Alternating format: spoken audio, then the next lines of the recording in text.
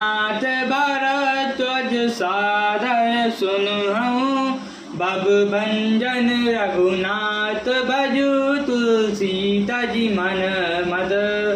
एक बालक जी कहते हैं, हे भरद्वाज, मैं श्री रामचंद्र जी के गुणों की कथा कहता हूँ, तुम आदर से सुनो।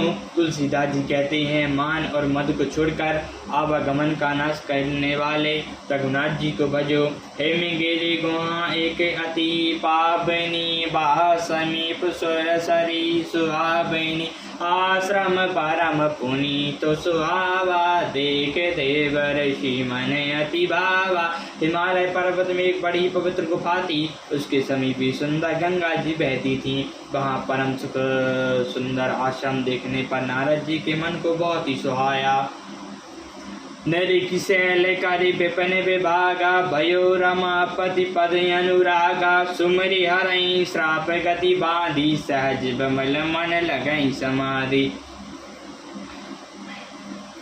पर्वत, नदी और वन विभागों को देखकर नारद जी का लक्ष्मीकांत भगवान के चरणों में प्रेम हो गया। भगवान का स्मरण करते ही उनकी शाप गति रुक गई और मन में स्वाभाविक ही निर्मल होने से उनकी समाधि लग गई। मुनि गाही देख सुरेन जयाना, कामी बोलें कीन सनमाना, सहज साय जो मम है तू, चल हर सही जल चल के तू।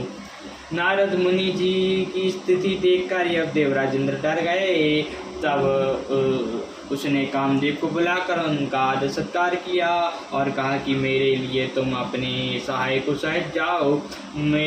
मीन ध्वजा कामदेव मन में प्रसन्न होकर चले। सुना शीर मन कहूँ नहीं, असी त्रासा चाहत देव ऋषि मम पुरवासा, जे कामे लो पाऊ जग माही, कुटल काके अब सब इंदिराही। इंद्र के मन में ये डर हुआ कि देवर्षि नारद मेरी पुरी का निवास चाहते हैं। जगत में जो कामी और लोभी होते हैं वे कुटल कौए की तरह सबसे डरते हैं। सुख हार लय भाग सट रामा, श्वान नर कई मृग राज सिया रामा, चिनी लही जनि जन जड़ रामा, तिमि सुरपति नाला सिया रामा।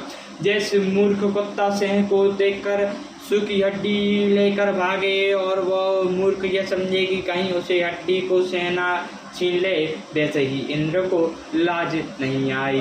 सियावर रामचंद्र जी की जय, पवन पुत्र हनुमान जी की जय, उमापति महादेव जी की जय, जय समस्त देवी देवताओं की जय, श्री रामायण जी की जय, जय सीताराम।